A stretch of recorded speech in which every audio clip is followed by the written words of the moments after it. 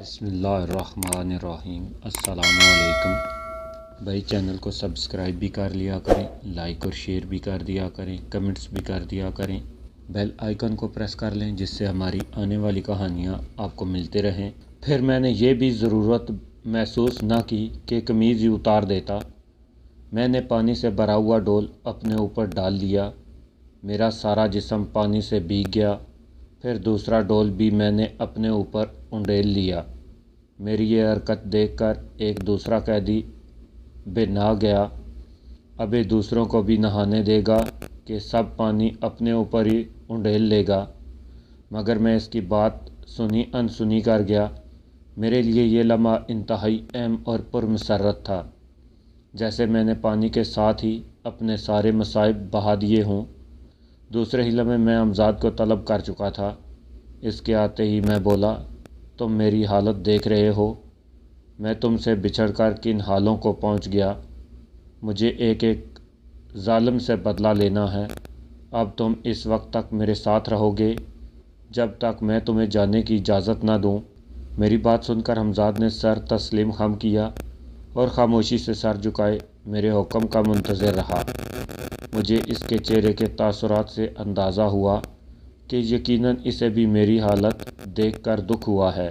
مجھے کسی ان دیکھے وجود سے باتیں کرتے دیکھ کر ایک قیدی نے ہنس کر دوسرے کو کونی ماری اور بولا، اندر والی بیرک میں رہ کر اس کی یہ حالت ہو گئی ہے، ہوا سے باتیں کرنے لگا ہے۔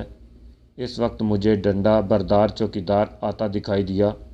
اس نے سب قیدیوں کو مخاطب کر کے کہا، ابے چلو بھی یا سارا دن یہیں خراب کر دو گے، کام پر نہیں لگنا۔ اس کی بات سن کر قیدی جلدی جلدی اپنی بارکوں کی طرف چلے جہاں برآمدے میں چائے بٹ رہی تھی، لیکن میں چوکیدار کی بات سے بے خبر جیلر اور ریمبو سے انتقام لینے کے بارے میں منصوبہ بنا رہا تھا۔ اس نے مجھے اپنی جگہ کھڑا دیکھ کر ڈنڈا اٹھایا۔ کیوں بے، کیا بہرا ہے؟ میرے اشارے پر امزاد نے اس کے ہاتھ سے ڈنڈا چھین کر اس کے سر پر زور سے رسید کیا کہ وہ تیورا کر زمین پر گرا اور اس کے سر سے خون بہنے لگا۔ ایک قیدی نے گرتے ہوئے چوکیدار کو زخمی حالت میں پڑے دیکھا تو وہ سمجھ گیا کہ یقیناً میں نے اس کا ڈنڈا چھین کر اس کے سر پر مارا ہے۔ چند ہی لمحوں میں ہنگامہ کھڑا ہو گیا۔ ہر طرف یہی چرچا تھا کہ نئے قیدی نے چوکیدار کا سر پھاڑ دیا۔ میں اب وہاں سے چل کر بیرک کے برآمدے میں آ گیا جہاں دوسرے قیدی کھڑے چائے پی رہے تھے۔ زخمی چوکیدار بامشکل اٹھ کر جیلر کے کمرے کی طرف بھاگ لیا تھا۔ تمام قیدی میرے آس پاس جمع تھے اور ان میں سے کچھ کا خیال تھا کہ مجھے چوکیدار کا سر پھاڑنے کے جرم میں قید تنہائی میں ڈال دیا جائے گا۔ مجھے ان سب کے لہجے میں اپنے لیے احترام محسوس ہوا۔ وہ آپس میں میرے بارے میں طرح طرح کے تبصرے کر رہے تھے۔ کسی کا خیال تھا کہ میں بہت بڑا ڈاکو ہوں، کوئی کہہ رہا تھا کہ شاید میں نے کئی قتل کیے ہیں، لیکن میں نے ان میں سے کسی کی بات کی نہ تو تائید کی اور نہ ہی تردید کی۔ ان کے کسی بے تکے سوال کا جواب دیا۔ میں امزاد کی طرف متوجہ ہو گیا جو کہہ رہا تھا، اگر آپ حکم دیں تو میں ابھی آپ کو یہاں سے نکال لے چلوں۔ نہیں، ابھی مجھے اس خبیث جیلر اور اس کے بے تکے بیل ریمبو کو دیکھنا ہے۔ میں نے امزاد کی بات کا جواب دیا۔ قیدی میری طرف حیرت سے دیکھ رہے تھے۔ میں ان سے ذرا الگ ہٹ کر کھڑا ہو گیا اور اب پہلی مرتبہ مجھے اپنے پاؤں میں پڑی ہوئی بیڑیوں کا خیال آیا جو میرے چلنے میں رکاوٹ بنی ہوئی تھیں اور جن کی آئینی گرفت نے مجھے جسمانی اذیت میں مبتلا کر رکھا تھا۔ چند لمحے بعد ہی قیدیوں نے ایک حیرت انگیز منظر دیکھا اور ان کی آنکھیں حیرت سے پھیل گئیں۔ میری آئینی بیڑیاں خود بخود ٹوٹ کر میرے قدموں میں پڑی تھیں، جنہیں ٹھوکر مار کر میں نے برآمدے سے نیچے گرا دیا۔ اسی وقت میری نظر جیلر، ریمبو اور 3-4 ڈنڈے بردار چوکیداروں پر پڑی جو بیرک سے اب صرف چند قدم کے فاصلے پر رہ گئے تھے۔ جیلر کے چہرے سے انتہائی غصے کا اظہار ہو رہا تھا۔ اس کا چیچک زدہ چہرہ کچھ اور سرخ ہو گیا تھا۔ اس سے پہلے کہ وہ مجھ تک پہنچنے میں کامیاب ہوتے، میں امزاد کو اشارہ کر چکا تھا۔ پھر دوسرے ہی لمحے بیرک کے سامنے ایک عجیب و غریب اور حیرت انگیز تماشا شروع ہو چکا تھا۔ چوکیدار کے ڈنڈے ان کے ہاتھوں سے چھوٹ کر زمین پر گر پڑے۔ ان میں سے ایک اوندے منہ گرا۔ یہ ریمبو تھا۔ اس کے گرتے ہی میں نے حمزاد کو اشارہ کیا کہ یہی ہے۔ حمزاد نے میرے اشارے پر ریمبو کے تلووں پر ڈنڈے برسانے شروع کر دیے۔ جب دوسرے چوکیداروں نے یہ ناقابل یقین منظر دیکھا کہ ڈنڈا خود بخود فضا میں بلند ہو کر ریمبو کی مرمت کر رہا ہے، تو وہ جیلر کے روکنے کے باوجود بھوت بھوت کہتے ہوئے بھاگ نکلے، مگر جیلر اپنی جگہ کھڑا حیرت سے یہ منظر دیکھ رہا تھا۔ دوسرے تمام قیدی بھی سہمے کھڑے تھے۔ اچانک نہ جانے جیلر کو کیا سوجی کہ وہ تیزی سے اپنا ریوالور لہراتا ہوا میری طرف بڑھا، لیکن مجھ تک پہنچنے سے پہلے حمزاد اس کے ہاتھ سے ریوالور چھین چکا تھا اور خود جیلر کے ریوالور نے اس کی پٹائی شروع کر دی۔ جیلر بار بار رول پکڑنے کی کوشش کرتا، مگر رول اس کے ہاتھ نہ آتا۔ کئی بار رول اس کی پیٹھ پر پڑا اور وہ تڑپ اٹھا۔ وہ بری طرح گالیاں بک رہا تھا۔ موقع سے فائدہ اٹھا کر اسی عرصے میں ریمبو بھی کھسک لیا تھا۔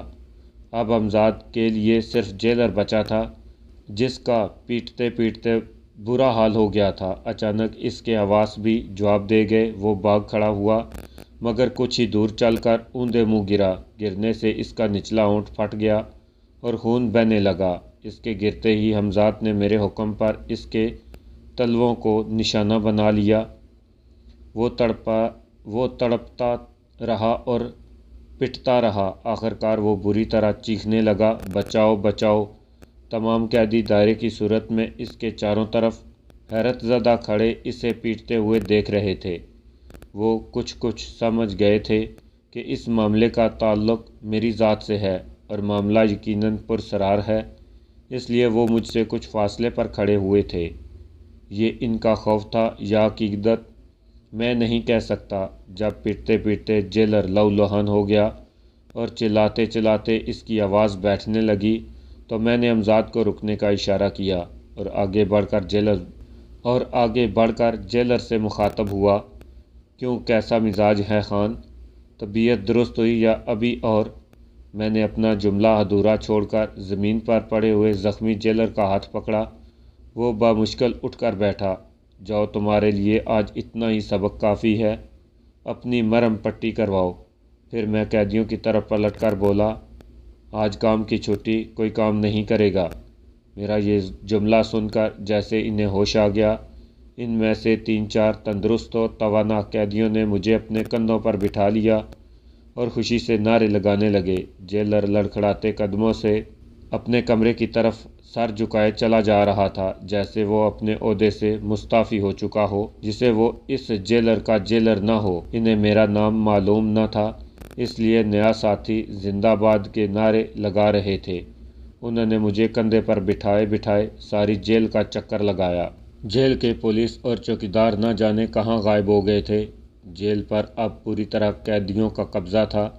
حمزاد اب بھی میرے ہمراہ تھا۔ اچانک اس نے مجھے مخاطب کیا، جیلر نے پولیس چیف کو مطلع کیا ہے کہ قیدیوں نے بغاوت کر دی ہے۔ وہاں سے پولیس کی ایک بھاری جماعت جیل کی طرف روانہ کر دی گئی ہے، اس لیے آپ قیدیوں کو پرامن رہنے کی تلقین کریں اور حالات کو مزید بگڑنے نہ دیں۔ میں نے اس کی بات سن کر قیدیوں کو اس نئی اطلاع سے آگاہ کیا اور کہا، آپ لوگ قطعی نہ گھبرائیں، میں ابھی خود جا کر جیلر سے بات کرتا ہوں، لیکن آپ سے قطعی پرامن رہیں گے اور اس وقت تک پولیس کے خلاف کوئی کارروائی نہیں کریں گے جب تک میں نہ کہوں۔ ان سب نے میری تائید کی اور میں وہاں سے سیدھا حمزاد کے ہمراہ جیلر کے کمرے کی طرف روانہ ہو گیا۔ جیلر اب تک زخمی حالت میں اپنے کمرے میں تنہا ٹہل رہا تھا۔ میں نے اس کے کمرے میں داخل ہونے سے پہلے دیکھا کہ اس نے جیل کی تمام پولیس اور چوکیداروں کو جیل کے بڑے دروازے پر متعین کر دیا ہے۔ میرے کمرے میں داخل ہوتے ہی وہ اچھل پڑا جیسے اسے بچھو نے ڈنگ مارا ہو۔ میں نے اسے مخاطب کیا، خان صاحب، مجھے معلوم ہے کہ آپ نے پولیس چیف سے مدد مانگی ہے اور پولیس کی ایک بھاری تعداد یہاں آنے والی ہے، لیکن اگر انہوں نے قیدیوں کو چھیڑا یا کوئی نازیبا حرکت کی تو حالات کی ذمہ داری آپ پر ہوگی، دوسری صورت آپ کے اور ہم سب کے لیے بہتر اور مصلحانہ ہے۔ آپ اگر اس پر آمادہ ہو جائیں تو یہ سبھی کے لیے سود مند ہوگا۔ کان کھول کر سن لیجئے، قیدی آج کام نہیں کریں گے۔ نمبر 2 یہ کہ وہ آپ کا اور آپ کے ہر کاروں کا بے جا ظلم، ستم اور غیر انسانی سلوک برداشت نہیں کریں گے۔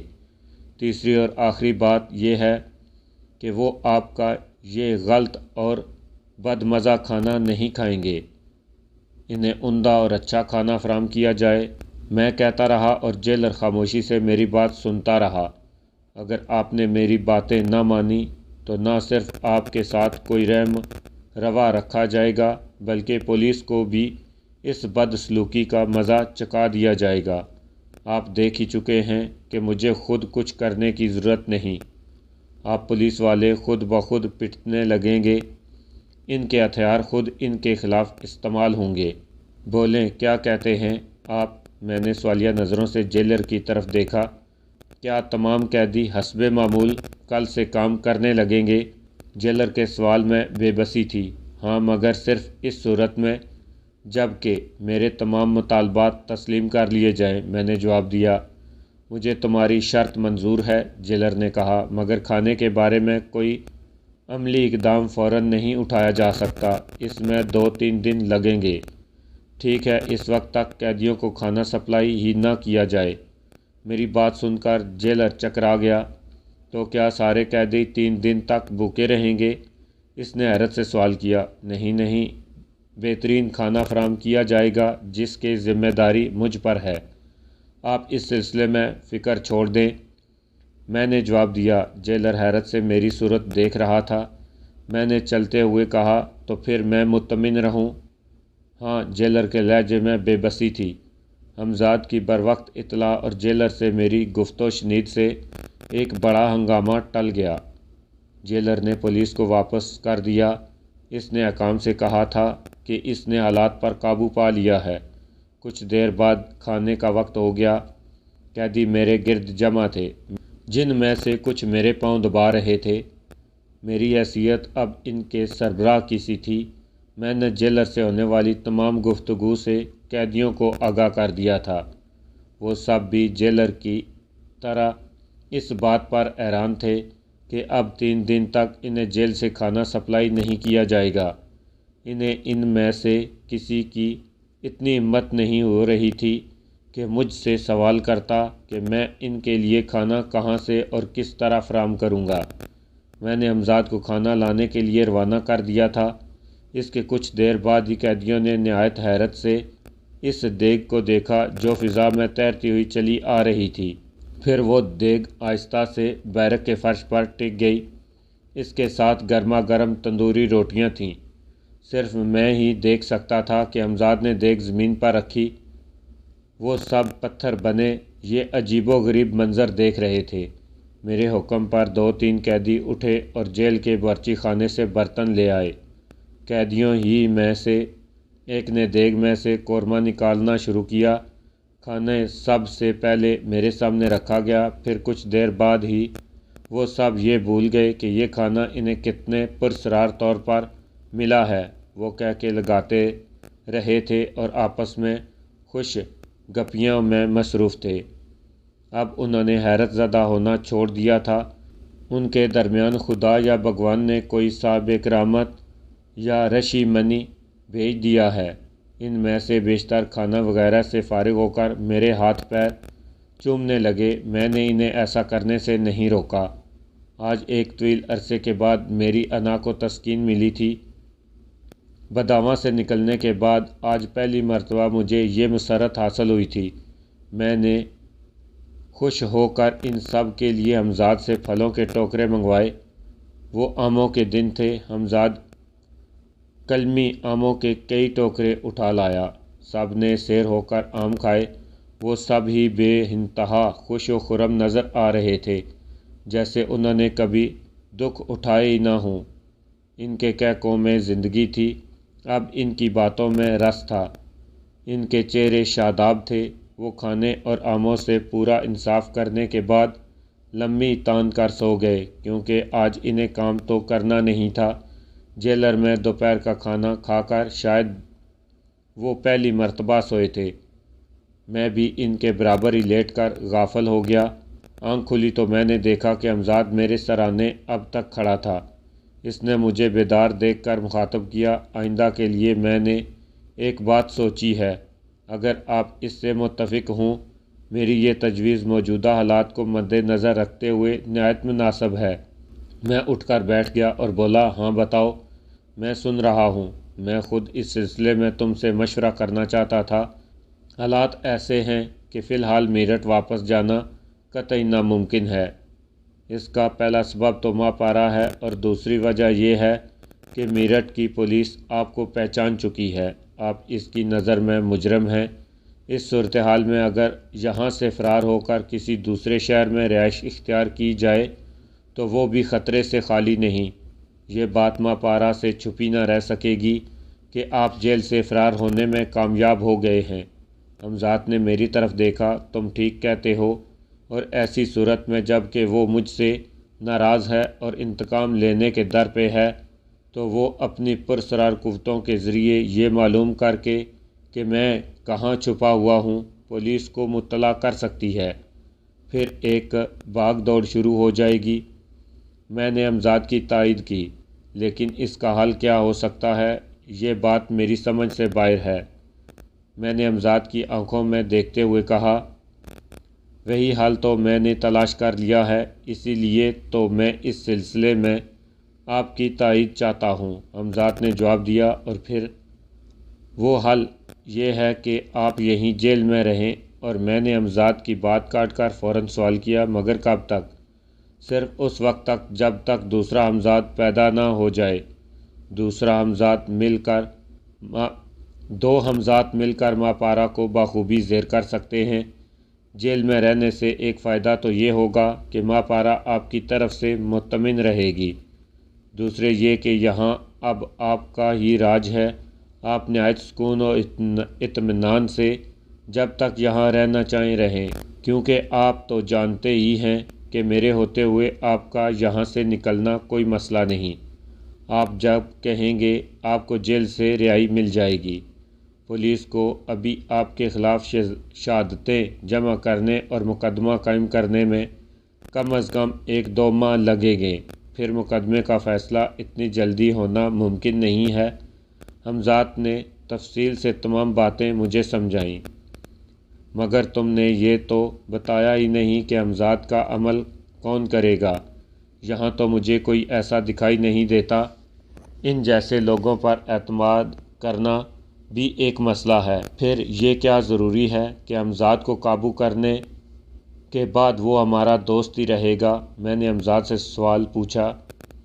आप शायद अब्दुल जब्बार को भूल गए, हमजाद ने कहा, मगर वो तो मेरठ में है। इसका यहाँ जेल में आना मेरी समझ से बाहर है। ये बंदोबस्त हो सकता है। ये मुमकिन था कि मैं इसे सीधा यहीं उठा लाता। जेल के अहकाम से क्या कहा जाएगा, इसलिए मैंने ये सोचा है कि वो किसी जुर्म में। हमजाद ने जवाब दिया। मैं हमजाद से बातें करता हुआ जेल की बड़ी बैरक के पीछे चला गया था ताकि दूसरे कैदी जो मुझे हैरत से देख रहे थे मेरी बातें ना सुन सकें। वो हमजाद को ना तो देख सकते थे और ना ही इसकी बात सुन सकते थे, मगर मेरी गुफ्तगू तो वो सुन ही सकते हैं। इसलिए मैंने ये एहतियात बरती थी। हमजाद की बात मेरे जहन में एक और सवाल खड़ा कर दिया था, जिसका इज़हार मैंने इसे भी कर दिया। तुम कहते हो कि अब्दुल जब्बार को किसी जुर्म में माख्वाज़ कर दोगे, लेकिन शायद तुम ये भूल गए कि वो मेरठ में है, इसलिए अगर वो पकड़ा गया तो इसे मेरठ जेल में ही रखा जाएगा। क्यों क्या मैं गलत कह रहा हूँ? मैंने हमजाद की तरफ सवालिया निगाहों से देखा। मैंने जब आपके सामने अपनी तजवीज़ रखी थी तो इसके तमाम पहलुओं पर गौर कर लिया था। ये बात मेरे जहन में भी आई थी। मैंने इसका हल ये सोचा था कि अब्दुल जब्बार को मैं मेरठ से यहाँ ले आऊँ, यानी कोल में, और फिर इसके हाथों कोई जुर्म सज़ावार करा दूँ, और जुर्म भी किसी ख़तरनाक नौइयत का, मसलन किसी का कत्ल वगैरह। تاکہ وہ ہر طرح ہمارے رحم و کرم پر ہو اور حمزات کو حاصل کرنے کے عمل پر تیار ہو جائے اور آئندہ بھی ہمارے اس احسان سے سر نہ اٹھا سکے۔ حمزات نے بتایا۔ اب تمام باتیں میرے لیے صاف تھیں۔ حمزات نے واقعی معاملے کی تمام پہلوؤں پر خوب غور کرنے کے بعد مجھ سے گفتگو کی تھی۔ اس کی یہ تجویز نہایت مناسب اور کارگر تھی۔ ایک طرف تو ماں پارا میری طرف سے یہ سوچ کر مطمئن رہتی کہ میں جیل میں ہوں اور کچھ دن بعد مجھے سخت ترین سزا ہو جائے گی، دوسری طرف میں اس سے انتقام لینے کے لیے عبدالجبار سے حمزات کا عمل پورا کروا سکوں گا۔ اب جیل کی تمام صورتحال میرے حق میں تھیں۔ جیلر نے میرے آگے ہتھیار ڈال دیے تھے